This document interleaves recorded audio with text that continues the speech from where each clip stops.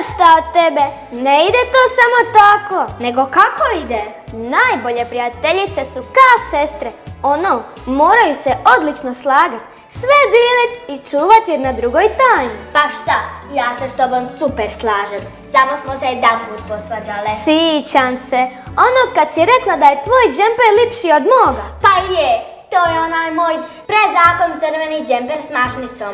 A meni je prezakon moj plavi džemper sa srcem. Vidiš da se ne slažemo. Pa šta ima veze? Najvažnija je stvar da ću ja čuvat tvoje tajne. Evo, možeš mi reći šta god hoćeš. Ajmo probat. Za početak, sviđa mi se jedan dečko iz škole.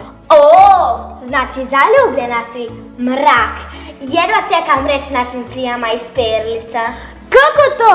A rekla si da ćeš čuvat moje tajne. Ajme, oprosti, zaboravila sam. Evo, mučaću ka riba. Mogu mislit. A u ostalom, bi li ti sve šta imaš podijelila sa mnom? Naravno, evo, daću ti po sendviča. Ne triba, fala.